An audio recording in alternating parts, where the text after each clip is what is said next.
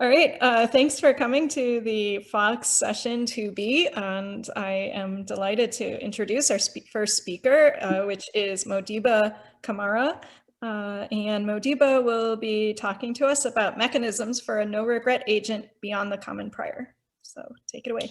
Okay, thank you very much, Nicole. As she said, I'm Modiba. I'm an economics PhD student at Northwestern, and this is joint work with Jason Hartline and Alec Johnson, who also have another great paper that you should check out in this section. Okay, so our high-level question is going to be can we replace prior knowledge assumptions that are common in models in game theory with models of statistical learning? And a substantial amount of prior work suggests that maybe the answer is yes. So we've seen that no-regret assumptions, sort of borrowed from the theory of online learning, can be used to discipline agents' behavior in a variety of interesting economic settings. On the other hand, we have also seen in past work, and we see in our work, that behavior that satisfies no regret condition can still seem bizarre, can still seem pathological. So another high-level question that one can ask is whether models of statistical learning can be adapted to better handle strategic interactions. So we're going to be asking these questions in the context of problems that we call single-agent mechanism design, or more formally, Stochastic games of incomplete information. So this is a class of problems that includes things like contract design, Bayesian persuasion, delegation, etc. All things that economists have sort of historically been interested in. And these games are basically going to proceed in 3 steps. So first, there's a principle that decides on a policy. Okay, so whether, for example, to allow parking or to not allow parking in a certain location. There's an agent that responds to that policy, saying, do I want to take my car and try and park, or do I want to take a taxi? And payoffs that depend on some hidden state of nature. So for example, is a policeman on duty or is a policeman at the donut shop? And these models usually require a common prior belief assumption, right?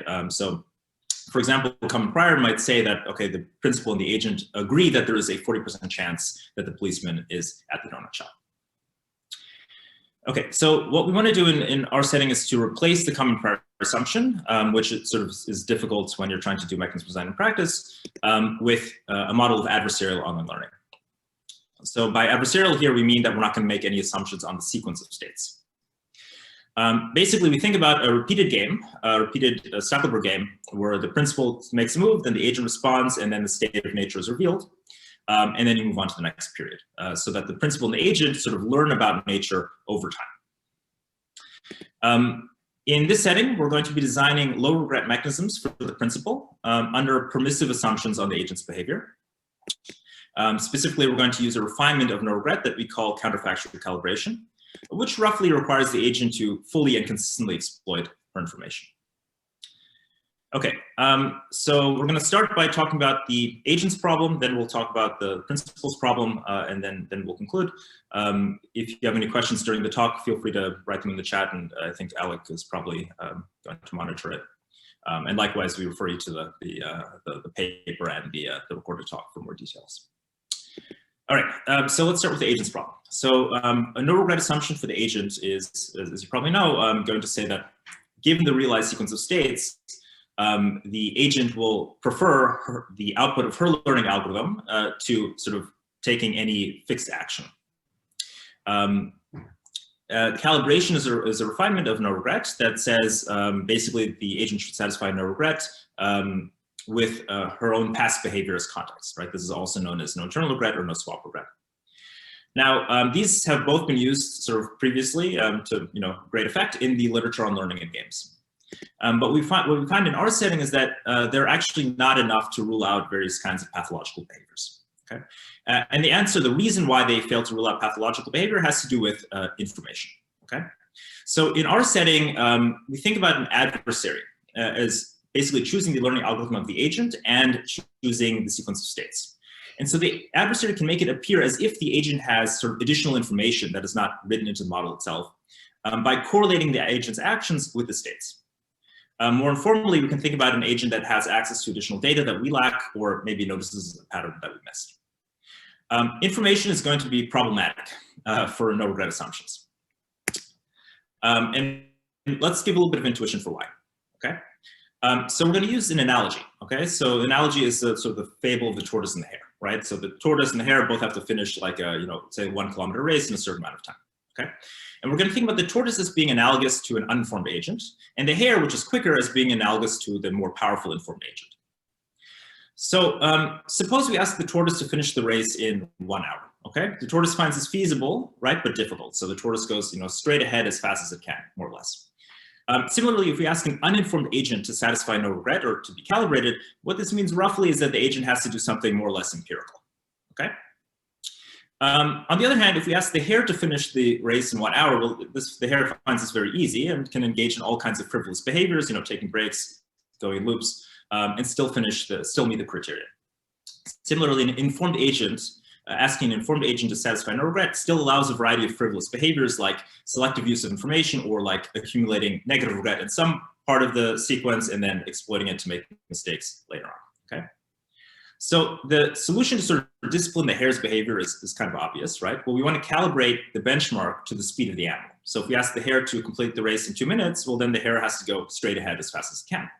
Similarly, what we want to do in our case is to ask the informed agent not just to satisfy no regret, but to satisfy no regret conditioned on her information, okay? Now the question is, what is information? Or how do we get at it? Remember, it's sort of an artifact of the adversary's problem.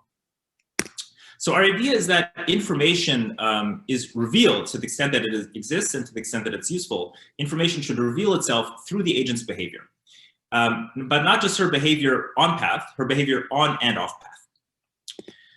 By on path, we mean the agent's behavior under the principal's mechanism, under the mechanism that the principal used. By off path, we mean the agent's behavior had the principal deviated to some other mechanism, right? So under a counterfactual mechanism. And counterfactual calibration, sort of our behavioral assumption, our main behavioral assumption, is going to be that the agent satisfies no regret with on and off path behavior as context. Or informally, the agent should fully and consistently exploit the information revealed through her on and off path behavior. Okay, so this is our main notion of sort of rationality for the agent. Having discussed the agent's problem, now let's turn to the principal's problem.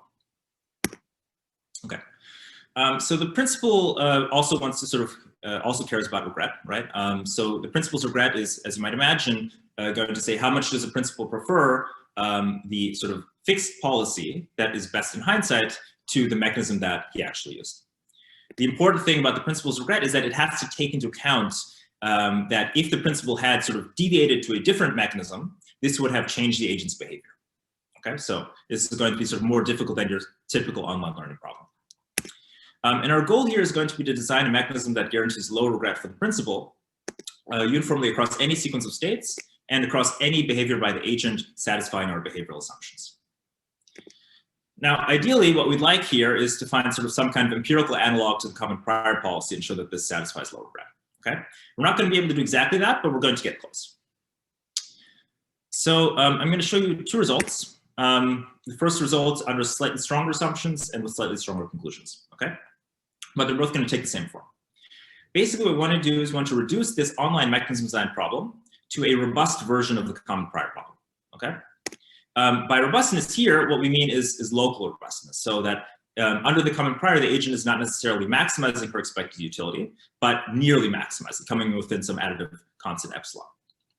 In our theorem, informally and sort of stated asymptotically for the purpose of this talk, is that, okay, so suppose that the agent's behavior is counterfactually calibrated. Suppose that the agent is not better informed than us, okay? When the agent's behavior is calibrated, we can interpret non-negative regrets as saying that the agent is sort of not well informed or not better informed. We're going to use the following mechanism that says in period t, right, we're going to take a locally robust policy, okay, but instead of using the common prior, which we don't have, we're going to substitute in our forecast of the state in period t. So we're going to think about the principal as running a calibrated forecasting algorithm and sort of deriving some forecast and replacing the common prior with that, okay? Under this sort of calibrated locally robust policy, we show that the principal's regret vanishes. Next, the next result I'll show you is sort of saying, okay, well, suppose that the agent is actually better informed than us. What can we still guarantee? So far on the slide, it's sort of the same as what we had in the last slide. Our goal is to sort of reduce the online mechanism design problem to a robust version of the common prior problem.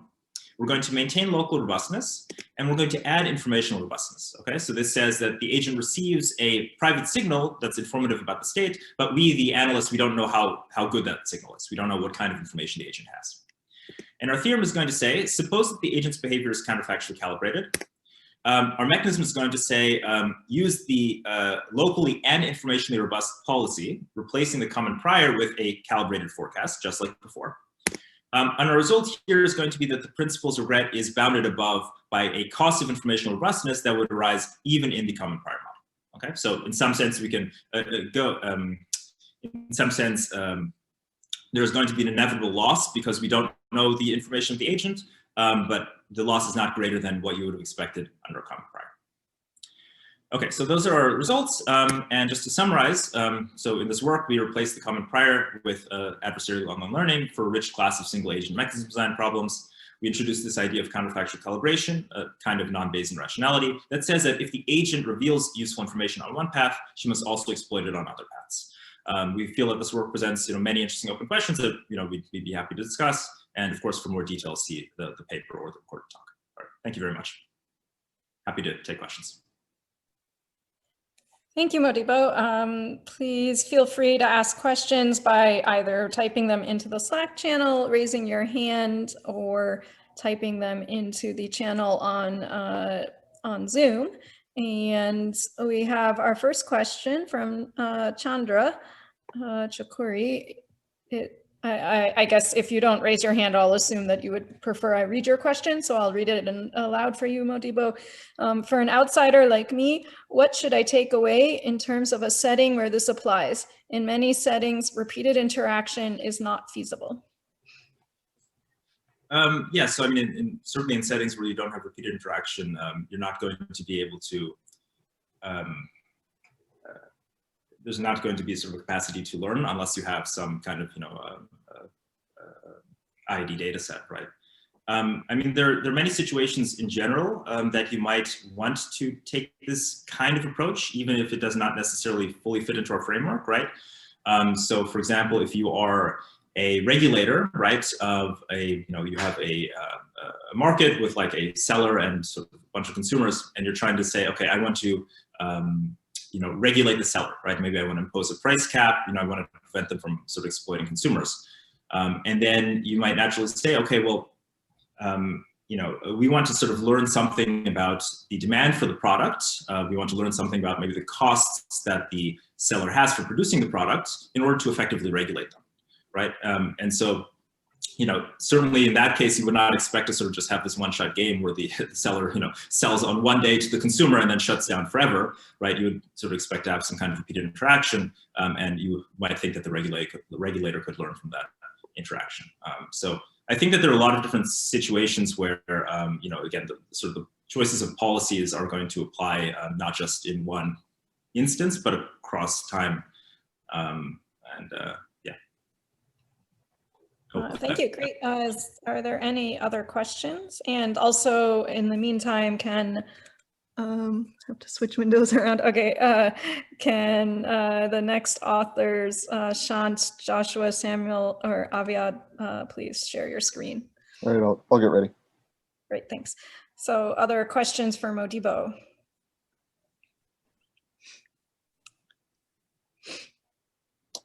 I guess I was curious, so you have a kind of adversarial assumption on the evolution of the state in your paper, and you could have, of course, made that into a,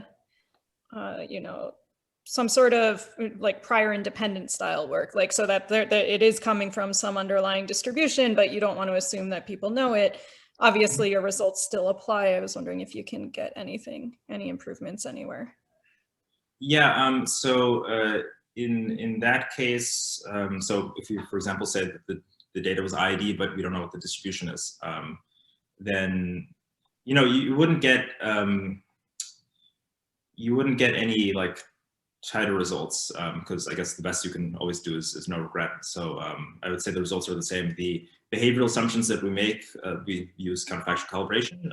It might be more reasonable to think that the agent is counterfactually calibrated within a sort of shorter amount of time. if you have the IID assumption. So I would say maybe the rate of convergence that you might expect is better, but otherwise the results are qualitatively the same. Makes sense, yeah. Great, thank you. So I am going to unpin Modibo, which I think is remove spotlight, okay, and pin Joshua, whom I can't find now.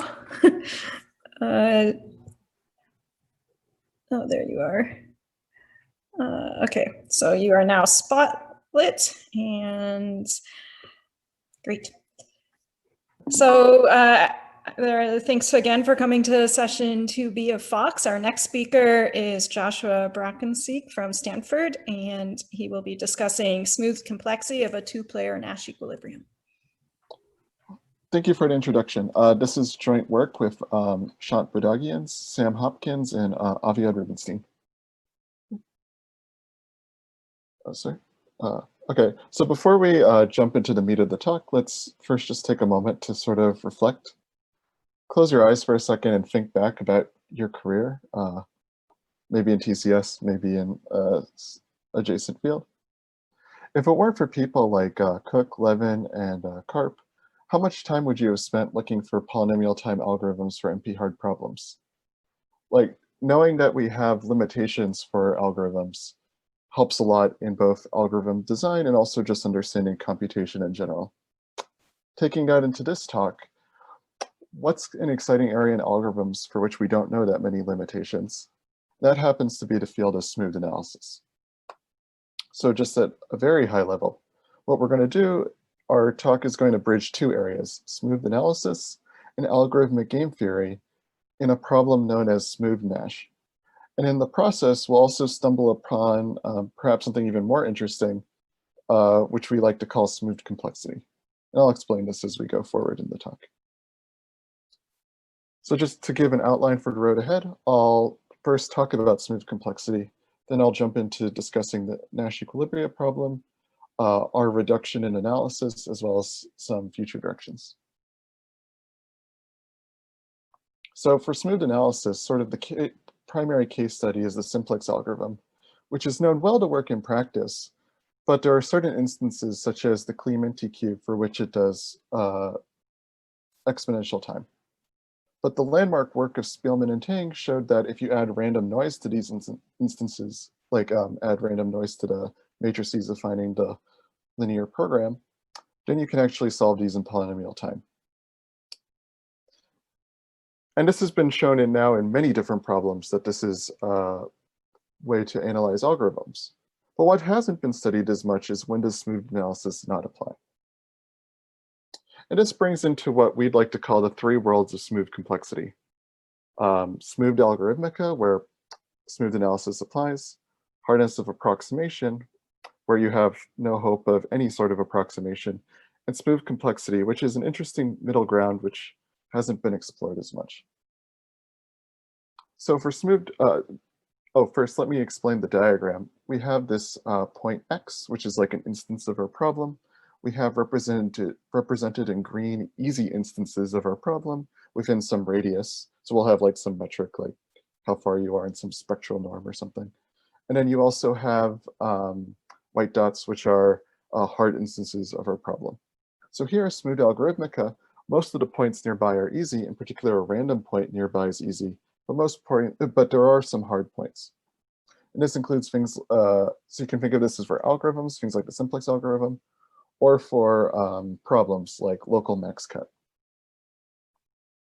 On the flip side of this is what's known as hardness of approximation, that there's nothing within a radius that's tractable at all. And this includes things such as the k-means problem, maxsat, traveling salesman, and so forth. But there's a middle ground which hasn't been explored as much, where most things in your neighborhood are hard to solve, but there are select points which are easy. In particular, if you squint a little bit, it's easy to approximate, but there doesn't exist any robust algorithm to solve the problem. And this is what we're going to talk about in this talk, the smooth Nash problem. And for the audience, I'd be happy to hear what are other instances of smooth complexity. If you have an idea, feel free to leave it as a question. And And just to recap this bit, there's smooth algorithmica, hardness of approximation, and smooth complexity. The first and the third are very well studied, but the middle ground, the only problem we know of right now is Nash. So let's jump into this. So now let's talk about that. So what's a Nash equilibrium? So we'll have two players, Alice and Bob. They'll have some sets of strategies, and you can think of the payoffs for these strategies in some sort of payoff matrix. Alice will pick a row, Bob will pick a column. Alice's reward is Aij, Bob's reward is Bij. Okay, so formally you have two payoff matrices, and Alice and Bob will pick a probability distribution of strategies, which we'll call X and Y. And the payoffs will be X transpose AY and X transpose BY. And these are in equilibrium if there's no choice of strategy which will make you improve your payoff. So in particular, for any individual strategy, if Alice and Bob were to switch, you won't get any better payoff. So the foundational theorem of this area is that a Nash equilibrium always exists, but there's a computational drawback, which is that it's known to be hard to compute one of these equilibria in general. And this was formalized in 2009, that computing a Nash equilibrium is what's known as PPAD complete, sort of the analog of NP completeness in this domain. But even more so, they showed it's hard to find an approximate equilibrium, 1 over poly n approximate, that we say Alice and Bob are in approximate equilibrium if when they change a strategy, they can only improve by some epsilon. So in particular, if that epsilon is 1 over poly n, this is PPAD complete.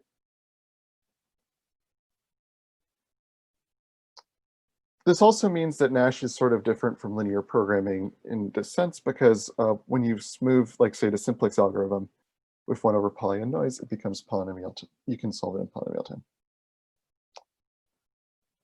And let me just quickly say what are some algorithms that have been used to solve Nash. So for linear programming, you can use linear programming for zero-sum games. That's due to Neumann. There's a Lemke-Hausen algorithm, which is sort of like a simplex algorithm for general games. Perhaps this is waiting for a Spielman-Tang smooth analysis. And then there's also this Lmm algorithm from 2003, which what it does is it guesses like a small number of strategies, 1 over epsilon strategies, and it in an epsilon net, and tries all possibilities. This ends up running in quasi-polynomial time. But you can actually modify it for a purely random game. So if you take the entries of the matrix purely at random instead of adversarially chosen, then you can actually use this to solve the problem in polynomial time. I should also say that there is a lower bound due to Rubenstein, which gives an epsilon, which shows that under a certain assumption that you need quasi-polynomial time to compute an epsilon approximate equilibrium. Okay, so what does this mean for us? We're looking at the smooth Nash problem, where we have some matrices P and Q, and what we're going to do is we're going to sample some noise matrices A epsilon and B epsilon, assume uniform, see the paper for more general assumption. And what we're going to do is we're just going to add to P and Q these A epsilon and B epsilon. And our main result is that there's a universal constant epsilon naught, such that if you add epsilon naught noise, then your problem's still PPAD complete. In particular, there's some conjectures due to Spielman-Tang and Chen-Deng-Tang, which this completely rules out. It also says algorithms like Lemke-Hausen do not have any sort of smooth analysis, like the simplex algorithm. I only have about a minute or so, but let me just very quickly say what the reduction looks like. So what you would do is you'd like to reduce from this smooth Nash problem to an approximate Nash problem. And what we're going to do is we're going to try to wash out all the noise that's added. And in one slide, the way we do this is we're going to take our matrices P and Q, say of a hard game. We're going to tensor them. So basically make many copies of every strategy. And then we'll add zero-sum noise plus the smooth noise. And what ends up happening is that what we show is that any equilibrium in this game corresponds to a 1 over poly n approximate equilibrium of the original hard game PQ. And sort of the big idea of the analysis is that we would show that the strategies actually have to be vectors that have large support. Each player needs to play many strategies, and also this vector of strategies is of small L2 norm. So in particular, all the noise we added, include both the zero-sum noise plus the smooth noise, washes out. And this is how the proof goes. And just looking forward, we'd like to know, for instance, other questions about, say, super constant smooth Nash. This is not known. There's also a possibility an algorithm like Lemke could apply to zero-sum games. And we'd also like to know what are other examples of smooth complexity. And I'd love to hear any ideas. Thank you for your time. Thank you for that talk. That was great. We now have some time for questions. Again, feel free to type questions into the Slack channel or the chat, or raise your hand on Zoom, and I will unmute you and call on you.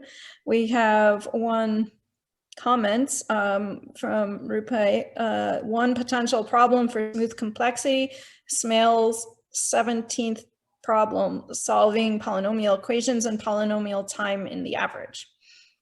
Oh, thank you for the solution, Rupai. I'll look into that and see if that's it.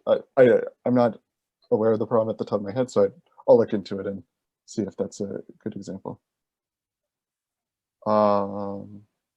Look.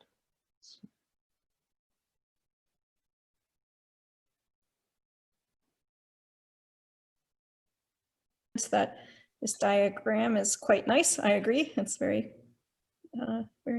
well. Thank you for the comment. Well drawn. So maybe, Okay. Is there still time for a question? Yes. So maybe as a comment, I mean, so it's smooth complexity. I mean, often people want to look for polynomial time algorithms, but maybe you use smooth complexity just to find algorithms in NP. And then you could show that maybe smooth analysis brings you to NP, but not further.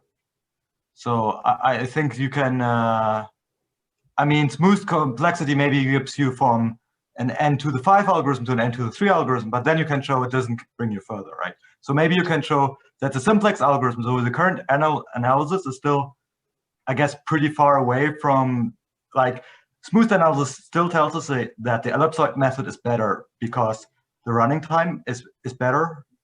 So maybe you can show that smooth analysis doesn't help you to get a better analysis of the simplex algorithm.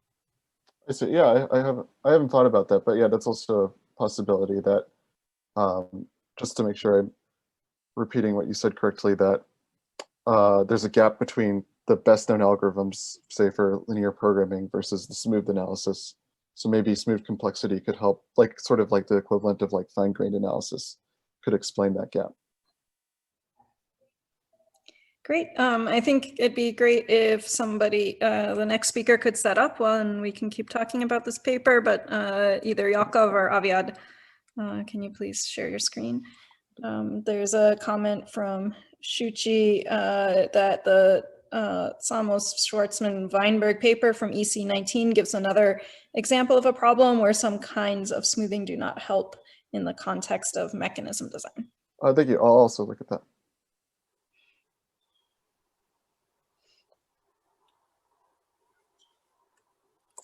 Great. I am going to, who is sharing? Yakov. Hey, Yakov? Yeah, hey, Yakov. I need to find you and spotlight you. Can you raise your hand? Then you'll come to the top of my. To raise my hand in a moment.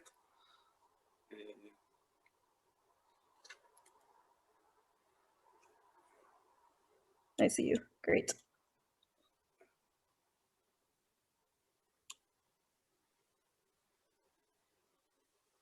Okay, and I should unspotlight the last speaker.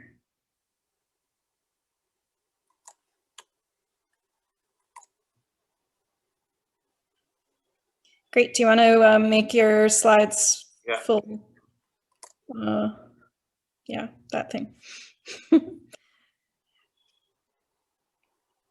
Okay, great. Thanks for coming to FOCS session 2B. We have, as the third talk of the session, Yaakov, who's going to tell us about communication complexity of mixed Nash equilibrium in potential games. Thank you. So this is a joint work with Aviad Rubinstein from Stanford. So let me start with the bottom line. So essentially what we show is that finding possibly mixed Nash equilibrium in potential game requires large communication. And this is true for two-player games with many actions, and in n-player games with binary actions for each player. And moreover, the same is true for congestion games with many facilities.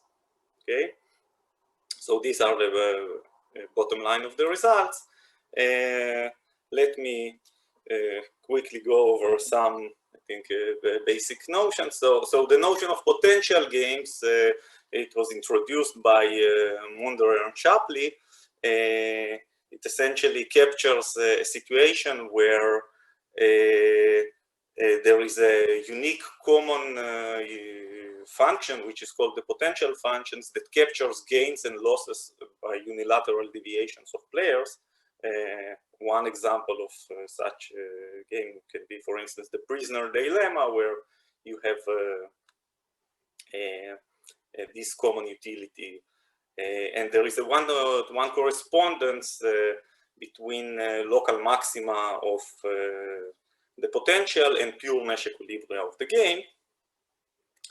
And another class of games, which I will not go with details about, it is a very classical one introduced by Rosenthal, is that of congestion games, where essentially players have to choose routes from source to destination, or to choose some subsets of facilities, and essentially there is a cost for congestion in each of the roads.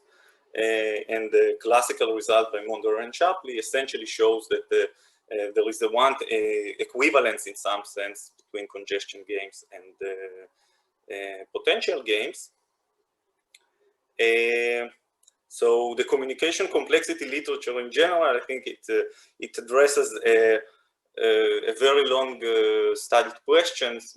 So maybe the first question regarding equilibrium might be, can players learn to play in equilibrium? And there is a very extensive literature on this subject. But then we can ask how fast can players learn to play in equilibrium? And an observation by Konicer and Seldorn, and the later Hart and Mascolel, essentially shows that communication complexity exactly captures up to a logarithmic factor the rate of convergence of decentralized dynamics to an equilibrium. So essentially our negative results, our lower bounds on the communication complexity, imply that there exists no decentralized dynamic that can converge to an equilibrium faster than in exponential time, let's say in n player, exponential time in the number of players. And the novelty of our results is essentially that it is true even for mixed Nash equilibrium, not only for pure Nash equilibrium. Let me briefly summarize what is known and what is unknown. First, kind of a trivial observation is that the best reply dynamic, or more concretely an epsilon strict best reply dynamic, converges quite fast to, to an approximate equilibrium. In each and every iteration, the potential increases by at least epsilon, and since the potential is bounded by some polynomial,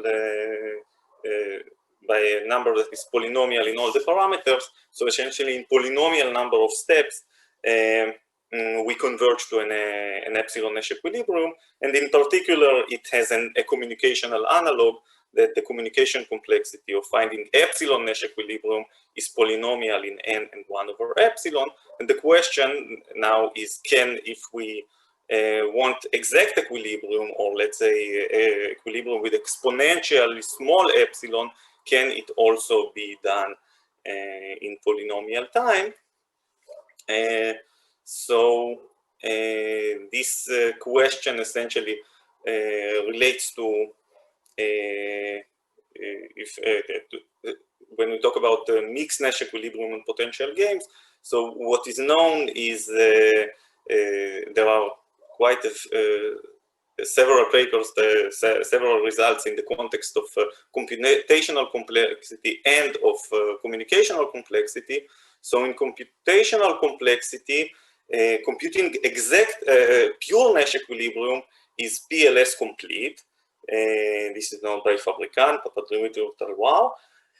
The problem of computing possibly mixed Nash equilibrium in potential games belongs to CLS. This is a paper by Daskalakis and Papadimitriou, and an open problem, and I'm writing open with a star because it's kind of a very recent result that essentially that shows hardness evidence for mixed Nash equilibrium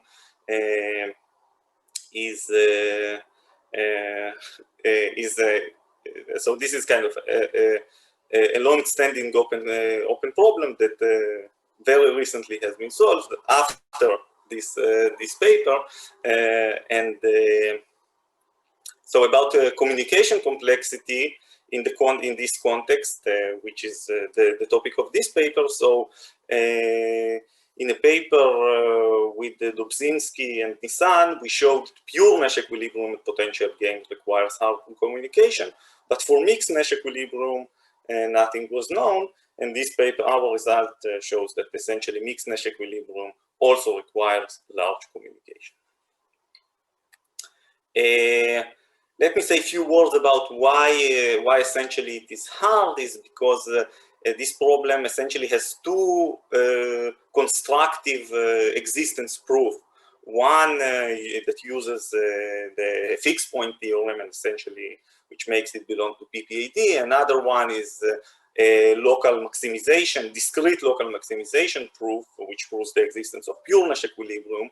And therefore, the problem of finding mixed Nash equilibrium potential games essentially belongs to these two classes, and therefore proving hardness of these problems becomes harder. Okay, so this is essentially our theorems that in games with 2 players and n actions, you need at least polynomial in the number of action communication. By the way, obviously also polynomial in the number of actions is also an upper bound, right? Because you can just communicate all the utilities in polynomial. The exact polynomial is unknown, but at least we prove that it's a polynomial bound exists. And for mixed Nash equilibrium, we prove 2 to the power square root and lower bound, while the trivial upper bound is 2 to the power n. So there are still some gaps that remain here, both for exact and for both for 2-player games with many actions and for n-player games binary actions. By the way I formulated here, it's essentially a promise problem, but essentially the promise problem is very, very close to the not promise one, because essentially they are equivalent. For congestion games, essentially we can, one thing that we can do is essentially apply straightforwardly the result of Monderer-Shapley. But I think that in the context of congestion games, there is a more natural way to distribute information among the players. In general, in normal form games, a natural way to do so is just to say that each player knows his own utility function, while in congestion games, I think it is more natural to consider slightly different distribution of information. In fact, the distribution of information that we have is that each player I knows the cost function of all facilities she can potentially use in some of her actions. The only missing information for her is the utility, the cost of facilities that she never can use in any of her action sets. So, and the result essentially the same, that congestion games requires is a hard problem. By the way, it is impossible to prove hardness of congestion games with not too many facilities. So the shortcoming of this result, in some sense, is that it is proof for games with a lot of facilities. Let's say with 2 to the power n facilities for n-player games. But it is impossible to prove stronger hardness result, right? Because in polynomial communication, they just can't communicate the entire costs of all facilities and compute an equilibrium. So this is the result for congestion games. How much time do I have? By the way, Nicole? You're basically out of time. Ah, great. Okay, so this is it. And thank you. Yeah. So, yeah. Great. So we have time for a few questions. Again, you can ask them in the chat. You can just unmute yourself or raise your hand if you prefer in the Zoom call, or you can ask a question in the Slack channel, and I will monitor all of these places. Rupai says the recent breakthrough work of CLS equals PPAD intersect PLS has influence on your problem, right? Yeah, so the answer is yes, and so what we show in our very recent paper is essentially that congestion games is complete for PPAD intersection with PLS, and in fact, what we originally proved is that essentially it is CCLS complete. As appears in these slides, but using the very nice, this amazing paper that shows that CLS equals the intersection of PPAD intersection PLS, we essentially can strengthen it and say that it is that congestion games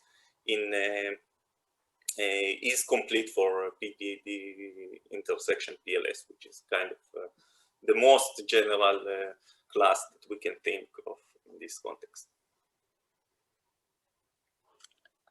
Great. Are there other questions? I see rolling up the chat that Jason made a comment during your talk about, does this give a lower bound on the convergence rate from the Kleinberg, Clurius, Tardush paper of 2009 on multiplicative updates outperforming generic no regret learning in congestion games? So let me try to raise. So let's give a lower bound on the convergence. And while you're thinking about that, can the next speaker share slides, being one of Yair, Yujia, Aaron, and Kevin?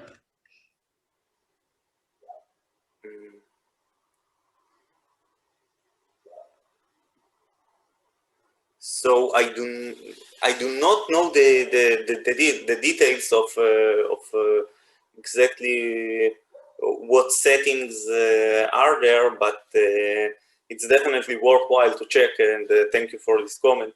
I will definitely look at it.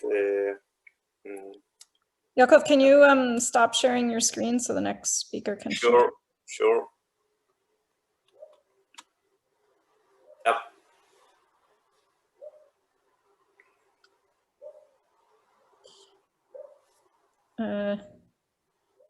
Is someone from the coordinate methods for matrix games paper present?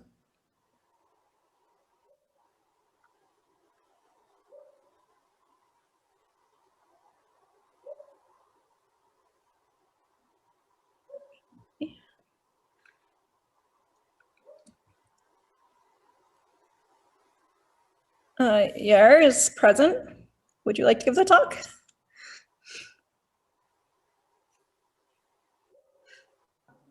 I'm sorry, I'm not really prepared to give the talk. I was thinking one of my co-authors would join. Are any of your co-authors here? You were the first name I tried to type into the participant list. Maybe one of your co-authors is here.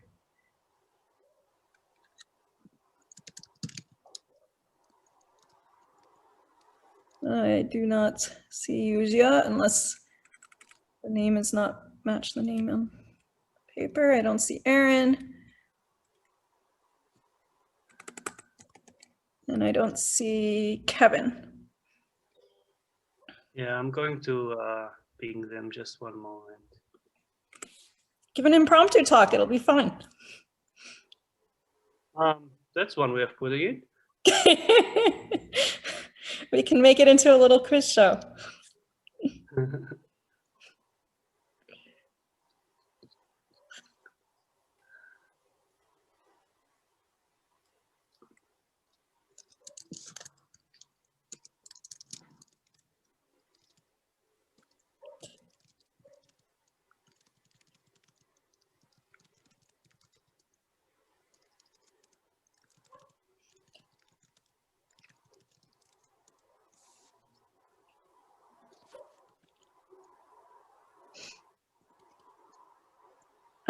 Also, just a note to everybody, there is like pings in Slack. And so we're recording all of this. And if you want to not have pings in the recording of your talk, you should mute the pings in Slack, which you can do in the upper right corner of Slack.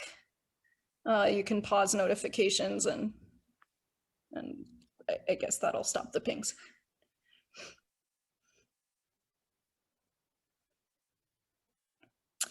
Meanwhile, I think it'd be fun, since we have 44 people here listening about these talks, if I just ask you a few questions about your paper, if you're up for that. Not that I've read it, so they won't be very deep. What do you think?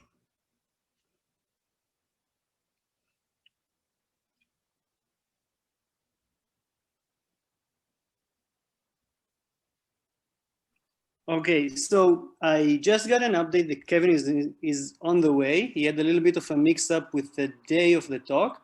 But yeah, I guess I can entertain you for a minute or two until he comes online. That'd be great. So I see that the title of your paper is Coordinate Methods for Matrix Games. What is That's correct. okay, I guess I know what a matrix game is, but maybe not everybody here does. So do you want to briefly define a matrix game?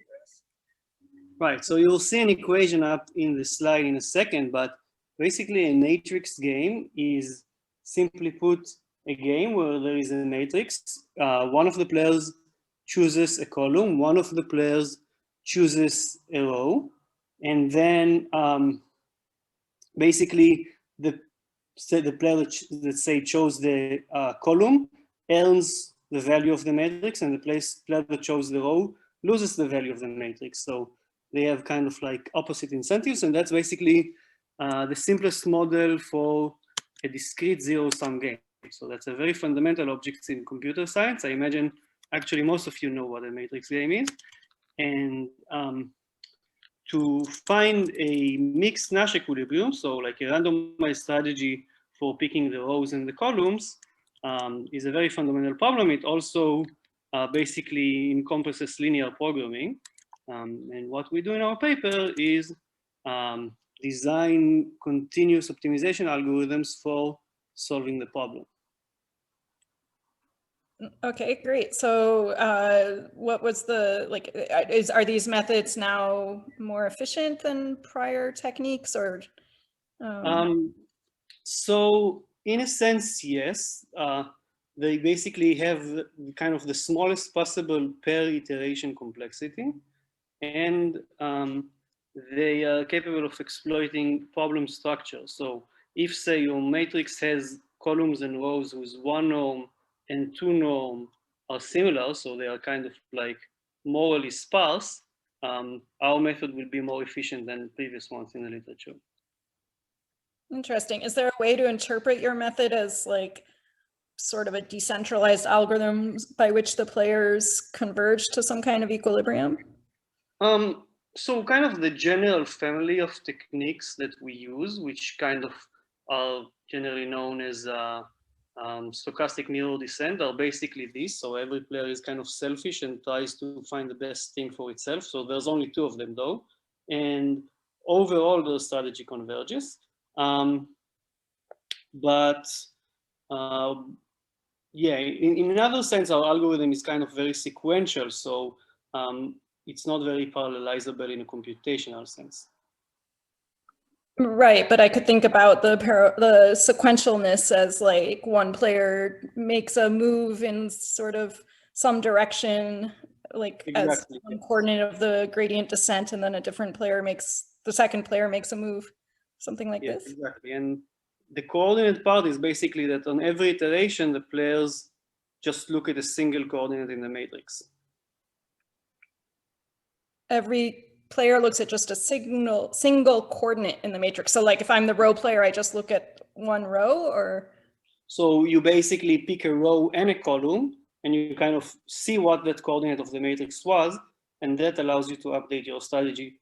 Now your strategy is a vector with n coordinates, but you want to do it in O of one time. So how do you update n numbers in O of one time? Well, you use a lot of data structures.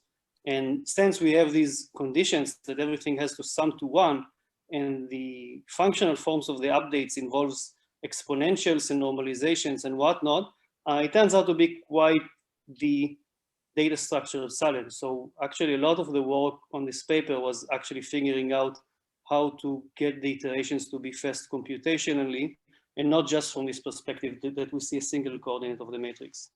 Hey Yair, sorry everyone for the lateness, by the way. I got the time written down wrong, but I can give the 10-minute version of our presentation if Yay. permits still. Yeah, really sorry about the delay. No problem. I think maybe try to do it in 8 minutes so we don't get behind. Sure. Sounds good. Yeah, and I'll try to So you can share your screen now, I think. Awesome. Thank you so much. Okay, sorry, give me 1 sec. Yeah, hey everyone. Thanks for coming to the talk, and sorry again for the delay. My name is Kevin, and I'll be presenting on some recent work with Yair, Yuja, and Aaron. The title is Coordinate Methods for Matrix Games. So I think I'm not sure what Yair told you guys already, but this work studies a problem family known as bilinear saddle point problems, which are minimax optimization problems between a min player living in X set and a Y player living in Y set. That's linear in both variables. And throughout the talk, this matrix A is going to be like the object of interest. It's m by n. Okay, so it turns out this basic family of problems captures a lot of fundamental problems of interest in optimization, learning, and economics, such as approximately computing Nash equilibria, which is known as matrix games. So in this setup, both players live in simplex variables, but we also consider setups where one player lives in a ball, or both players live in balls. So this is the primal dual form of linear regression, and this is the this captures many problems in computational geometry and maximum margin classification. Sorry. So in general, this family of problems, in a more general form, convex concave or otherwise minimax optimization has garnered a lot of recent interest by the robust learning community. And the main question this work addresses is fast algorithms for approximating a solution to this bilinear problem, where we measure approximate solutions by the duality gap. Okay. So just giving some context for work in the matrix games case, which other problems have similar trajectories in terms of known algorithms, but let's focus on the matrix games for now. So on one end of the spectrum, you can run an interior point method, which has computational cost per iteration poly dimensions, and number of iterations, also I guess poly dimensions. And this is for solving it to high accuracy. But in the large scale moderate accuracy regime, we care more about total work, which is linear or sublinear in the problem size, and it's allowed to depend polynomially on the accuracy parameter. So just skipping through this kind of quickly, exact gradient methods spend roughly n and z time per iteration performing a matrix vector products. And the number of iterations is L over epsilon, where L is a Lipschitz parameter of the problem. Row column sampling is a sublinear runtime method, which takes dimensions cost per iteration. So basically like the dimensions of the matrix. and depends quadratically on this quantity L over epsilon. For sparse instances, and we use RCS to denote the max row or column sparsity. You can improve the cost per iteration to depend on the sparsity. And finally, there's like this midpoint between exact gradient methods and row column sampling methods that was proposed by Palaniappan and Bach in the L2 case, and the authors of this paper more generally, which sort of achieves an intermediate trade-off between exact gradient and row column sampling methods. And I guess the main objective of this paper is to ask how far can we push this trade-off, and how much can we exploit natural sparsity patterns in the matrix, or go beyond sparsity. And the main contribution of this paper is achieving a near constant per iteration cost. And we'll see this comes with several side benefits as well. Right? Okay. So first of all, why do we want cheap iterations? It turns out that essentially iteration cost better captures the observed performance of an algorithm, and the separation also makes the algorithm more modular. On the other hand, bounds on the number of iterations is typically more pessimistic for structured instances in practice.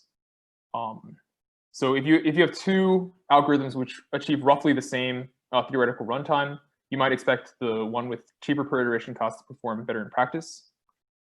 And towards the second point, a second contribution of our improved runtimes is capturing this notion of numerical sparsity, which is inspired by a recent work of Gupta and Sidford, which says that, like, okay, so basically for many instances arising in practice, the interaction matrix A is actually not sparse, but however, it's morally sparse. It has many small entries, and this includes, physical interaction models which decay at a distance, and matrices with encoding spiky probability distributions. And note that these matrices are, they're not technically sparse in the 0-1 sense, but they are numerically sparse by some other metric of sparsity. And the point is, coordinate methods help bridge this gap because they allow for runtimes that are continuous in the elements of the matrix, rather than this sort of more sensitive notion of sparsity, which is sensitive to small perturbations in the entries. Okay, so it turns out the key technical challenges which arise in analyzing this family of methods is first you need to tailor the analysis of existing stochastic gradient methods to achieve more like local notions of variance to capture these improvements by coordinate methods. And second, I promised that we could get per iteration complexity of nearly constant. It turns out this is quite a bit more challenging when combining with variance reduction, where the estimator you design is in fact not sparse, it's fully dense. However, it has like this recursive structure that is based on subsampling coordinates. So how do you design data structures that leverage the recursive structure to get fast updates? Right. You have 2 minutes. Okay, cool. I'll just go through our results and then call it a day. So these are sort of like the classical runtimes. As I mentioned, the sublinear methods scale roughly like L over epsilon squared, where L is some Lipschitz parameter of the problem. And then the corresponding variance reduced counterparts scale like the geometric mean of n and z in this. So it's square root n and z times dimensions times LRC over epsilon. And our runtimes compare more favorably in terms of dimension dependence at the cost of a worse Lipschitz constant. So basically, because our things run in nearly constant time per iteration, we get Lipschitz over epsilon squared times O tilde 1. And similarly, n and z plus root n and z times O tilde 1 times L co over epsilon. And here, this parameter L co is like a coordinate Lipschitz constant. We use the same data structure techniques to improve these runtimes to depend on the sparsity. And it turns out this parameter is always bounded by root RCS times the corresponding one for the row column method, but can be much better for numerically sparse instances. So for structured instances, this up to a polydimension saving. And just concretely for matrix games, we depend on the max L2 norm squareds rather than the max L infinity norm squares. And we use these methods to improve various applications to depend on sparsity and numerical sparsity measures such as linear regression and problems in computational geometry. Excellent, thank you. And I guess I can handle probably like 1 or 2 quick questions. Yeah, so can you stop sharing so that one of the next authors, being Jason, Alec, or Yingkai, can share their screen? And we had a lot of back and forth about the results beforehand, but if there's one question, you can again type it in the chat, or raise your hand, or unmute yourself in Slack, or ask it, in Zoom, or ask it in Slack.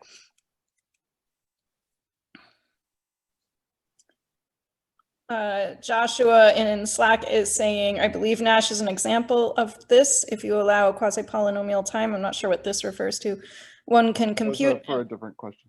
Oh, okay, sorry.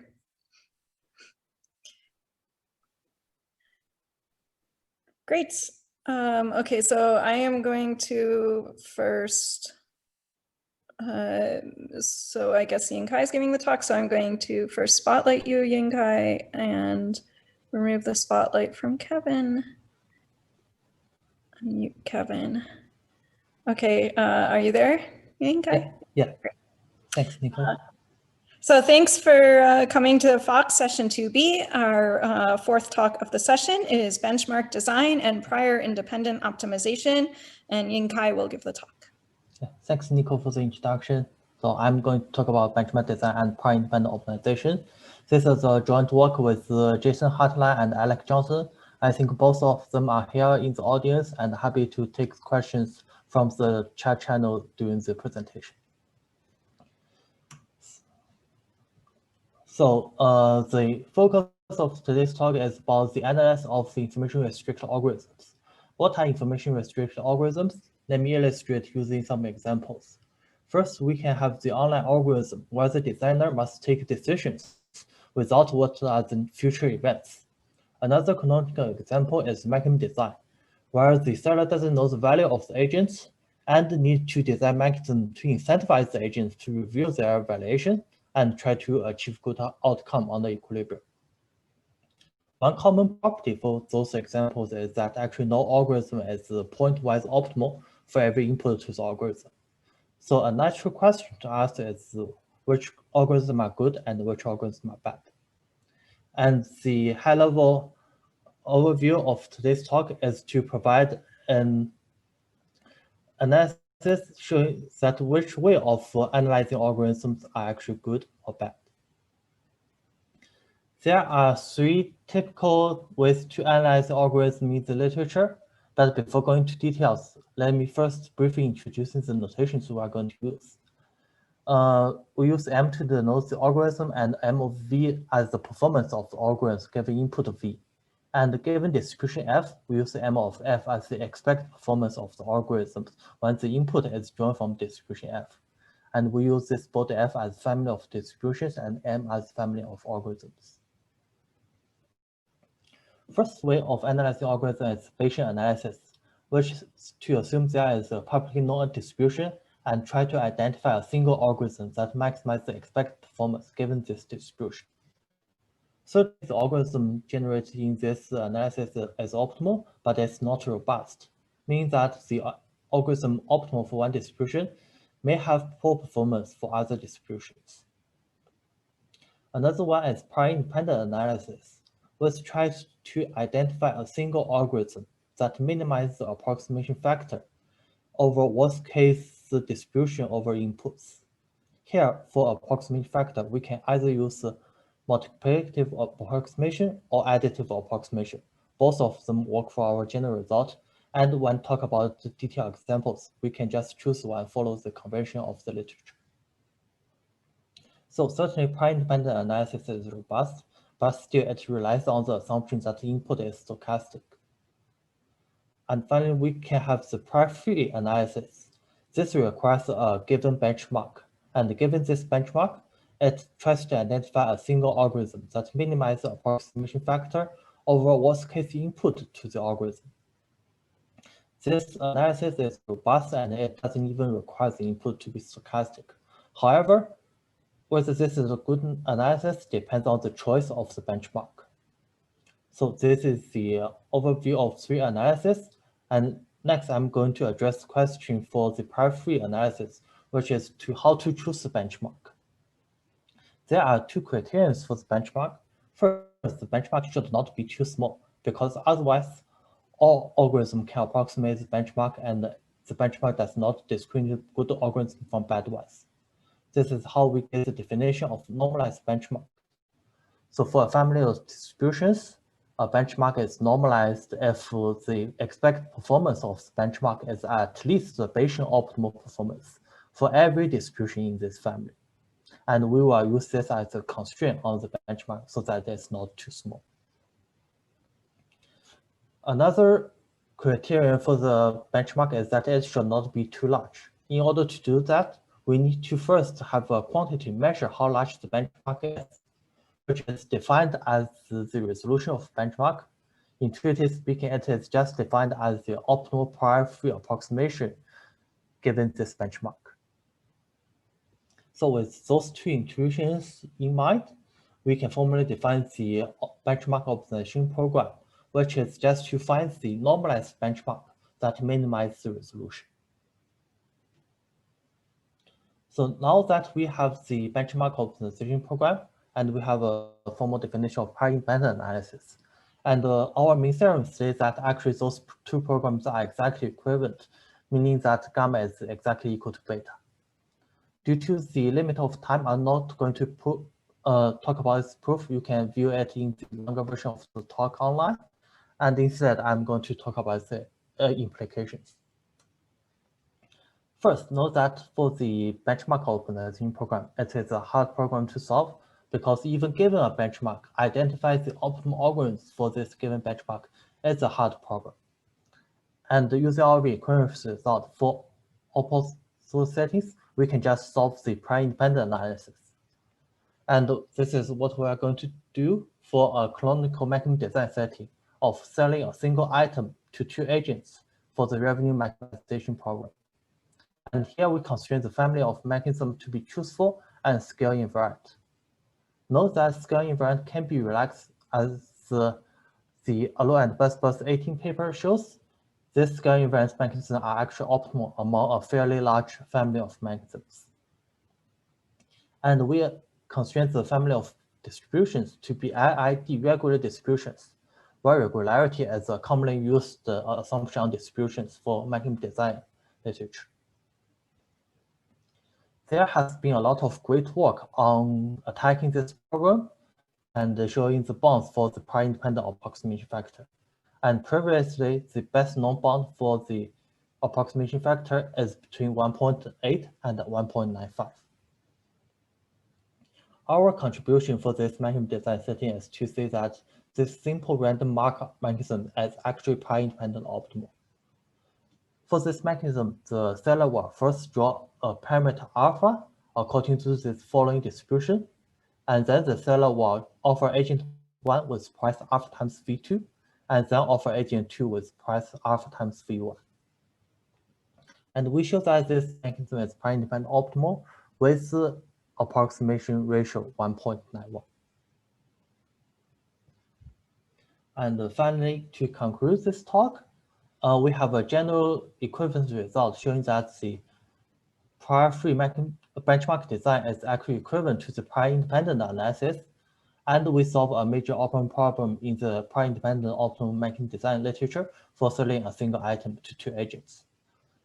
In our paper, we also show that people have come up with a heuristic way for optimizing the benchmark, and we show that this is not without loss. I don't have time to talk about this detail in this presentation. You can also view it in our paper or the longer version of the talk online. And finally, I'm going to talk about the implication of our mean equivalence result. So the order intuition for this is that the prior-free analysis is more robust than the prior-independent analysis, since it doesn't require the input to be stochastic. However, our equivalent results showing that actually if we have a formal optimization program for the prior-free analysis, this actually generates the same solution as the prior-independent analysis. And this should be alarming because we know that there exists some ad hoc benchmarks, and the algorithms that approximate those benchmarks are actually more robust. Take the online learning as an example. If the valuations for each round is actually come from IID distributions, from our result, we show that follows the leader is actually prior independent optimal, and this implies that it's also prior free optimal compared to the optimal benchmark derived in our framework. However, we know that there exists an ad hoc benchmark which is best in hindsight, and exponential weight as an algorithm that approximates this benchmark. Moreover, there exists input to the algorithm that exponential weight has much better performance than follows the leader, which indicates that actually follows the leader is not a very robust solution. This leaves us an open question following our work, which is to see whether we can find a optimization framework for the prior free analysis that retains the robustness of the ad hoc benchmarks. That's all for the talks. Thanks, everyone. Thank you, Yingkai. We have time for some questions, so please ask them in the Slack channel, in the Zoom chat, or raise your hand, or simply unmute in Zoom.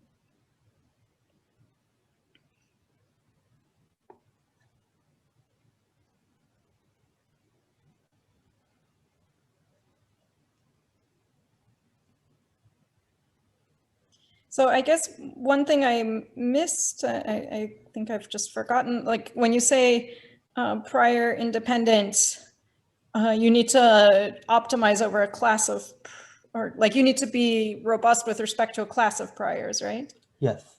As what class is that? Is that all, is that always like in this result that prior free implies prior independent, you mean when restricting to regular distributions? No. So for the prior free analysis, we have the normalization constraint, which also requires a family of distributions so that the benchmark is at least the Bayesian optimal.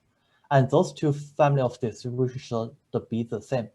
We don't need any additional constraint on it, as long as they are the same family. Thanks.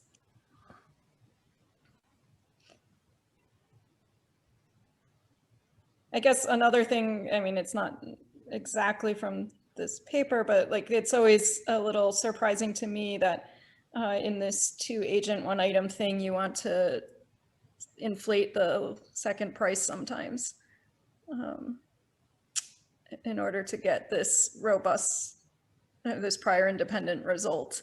And I'm wondering if you have intuition for that, because, you know, yeah. Yeah, so basically, my intuition for this is that for the single item 2-agent setting, if you know the distribution, the optimal thing to do is for IID regular distribution, the optimal thing to do is to run the second price with the reserve for each agent. However, for prior independent setting, you cannot set this reserve price to achieve a high revenue. And in some sense, I think inflating the second highest bid would serve part as a role for setting a price for each agent. Mm-hmm. Yeah, and that's like a more robust way to do it than to pick some element of the support. And yes. Like, yeah. Great. I would like the next speaker, who is either Paul, Thomas, or Brendan, to please set up. So if you could stop sharing your slides, Yingkai, that'd be great.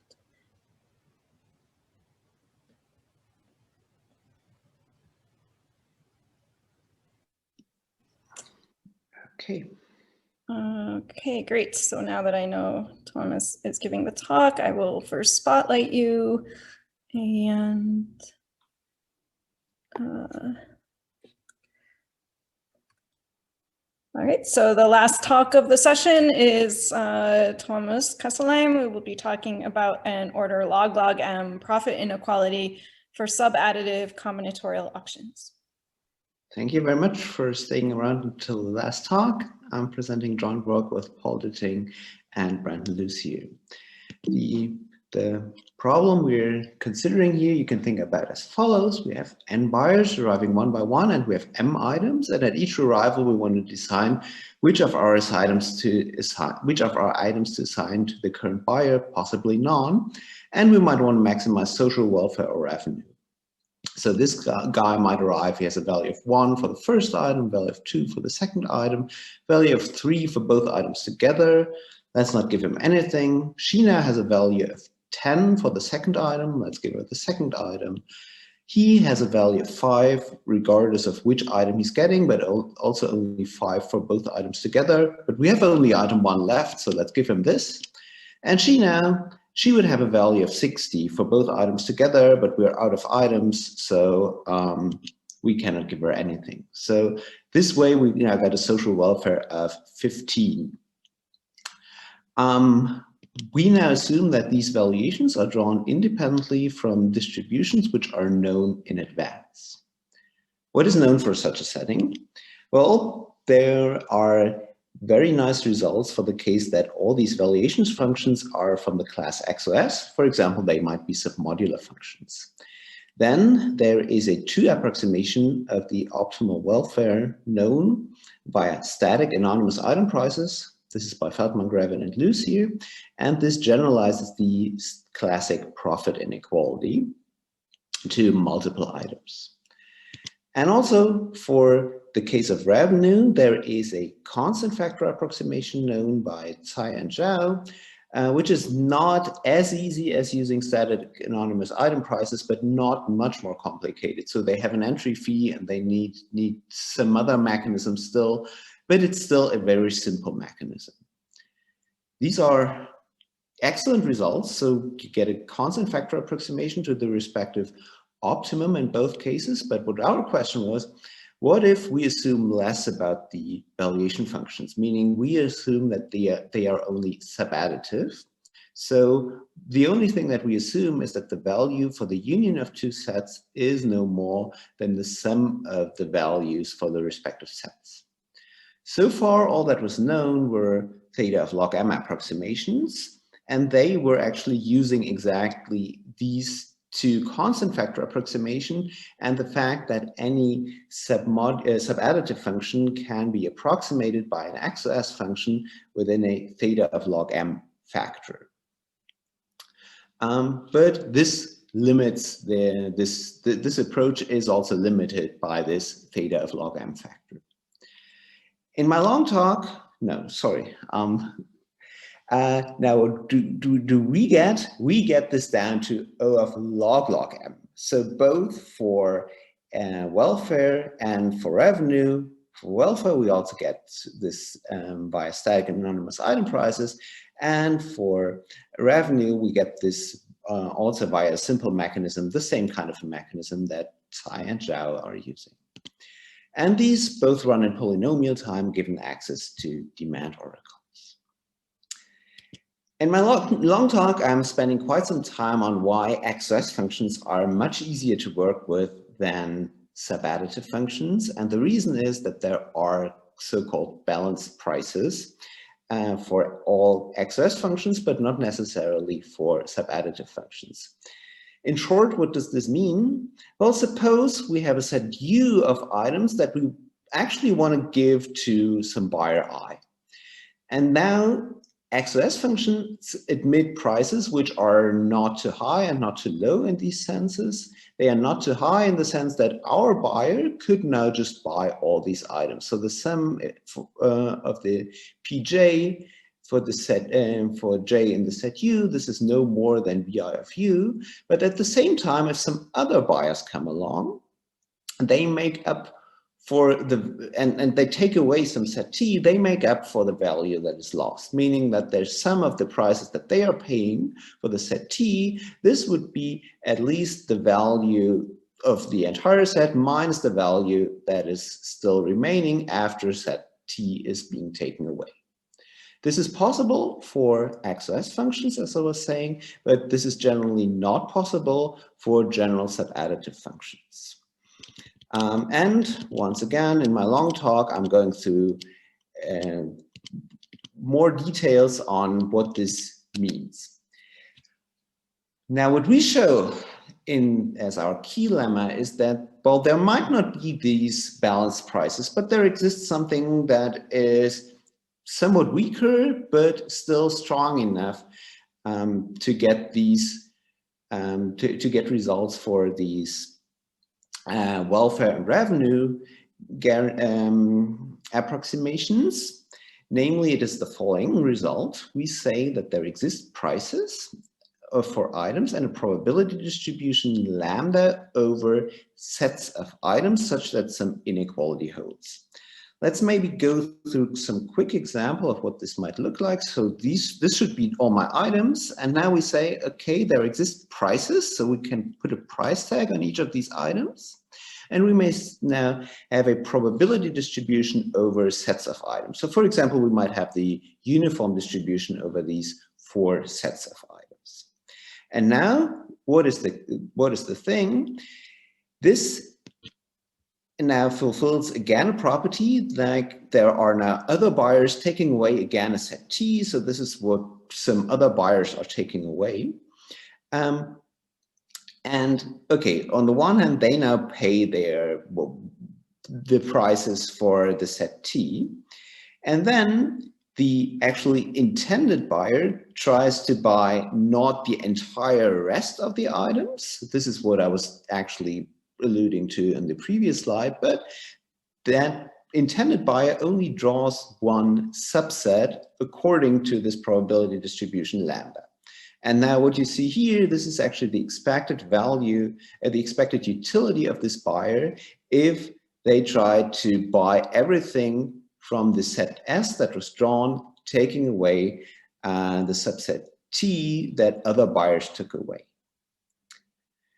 And now, given this key lemma, you can reuse and modify the ideas of the results by Feldman, Griffin, and Lucier, and by Tsai and Zhao to then get the respective mechanism and their mechanisms and their approximation results.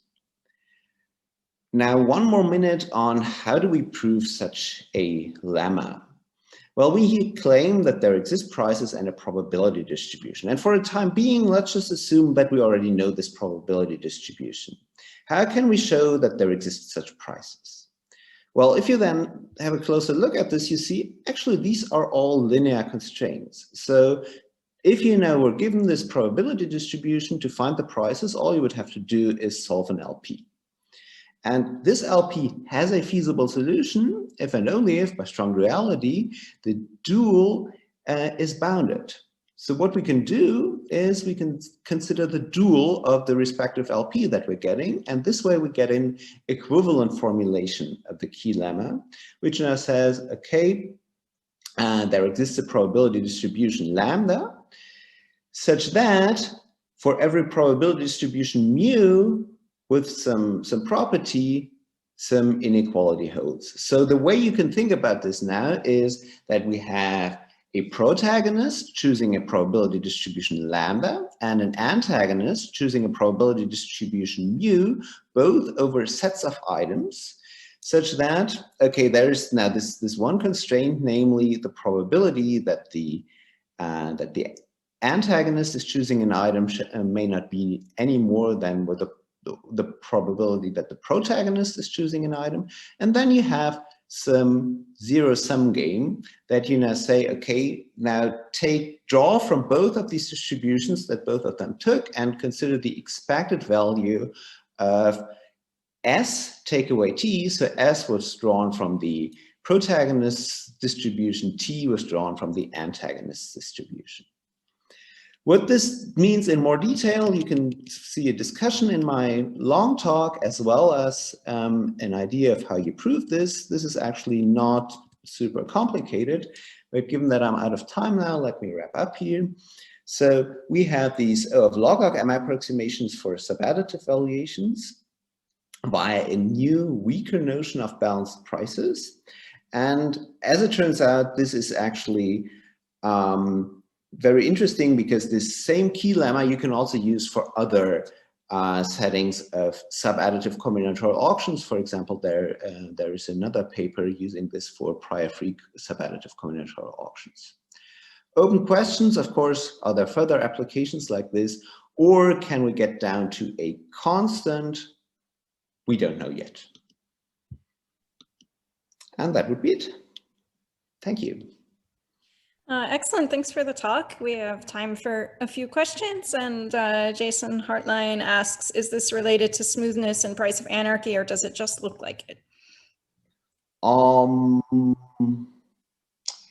That's an excellent question in the sense that many of these arguments always look similar to price of anarchy results. So, but it often turns out they are somewhat different. So for example, speaking of now these sub-additive combinatorial auctions, there is a result that you can actually, that the price of anarchy of simultaneous first price or simultaneous second price auctions is actually constant. And what we were always trying to do was to like convert this to any of these settings, which did not quite work out. Now, so that's of course one very high level relation. Now the question Jason was referring to, I guess, was well, does this now have anything to do with the price of anarchy? Probably, because things are called lambda and mu here, but that's, I think, just happening that we also call this lambda and mu. So there's, I don't see any connection to this. But it's still kind of like the buyer is, you're showing that the buyer has an alternative strategy, which is to buy that set S that gets them a constant fraction of. True. So. And this is, yeah, this is exactly the way it kind of relates to smoothness. Also, these balanced prices are somewhat similar to smoothness, but here the interesting thing is your alternative strategy is something randomized, and that is somehow crucial in this entire argument. I mean, many of the price of anarchy proofs use randomized alternative strategies. Yes, indeed, but often they also work with just, so you would get a similar but only a little worse guarantee if you were using non-randomized strategies. And here it turns out if you didn't use this randomization, then you would only get the log m, but using now the randomization, you get this to log m, or maybe even better, we don't know yet. Great. Are there additional questions? There's a question by Aviad, I see in the chat, whether such a distribution lambda implies, well, if prices imply such a distribution lambda,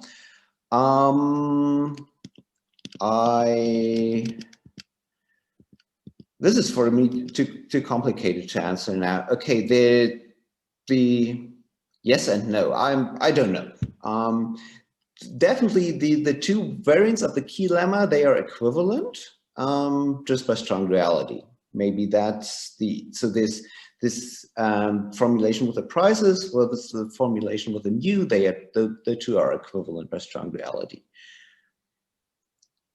And we also have a question from Lmm. Is an improvement on the competitive ratio known in the ROM setting?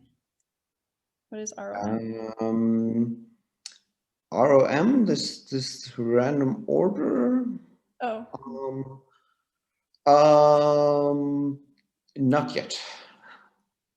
I guess for anything that does not have a prior distribution, we still don't know a lot in the context of combinatorial auctions. Although we know something when there's when we don't want to be incentive compatible. But everything that is incentive compatible is, I think, still pretty bad. And so this is comparing sequential pricing to the optimal offline mechanism, not just the optimal offline pricing, correct? Yes. Okay. Right.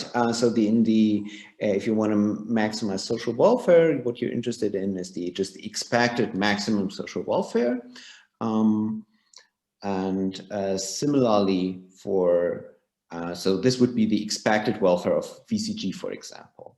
And similarly for revenue, you would take the expected maximum revenue.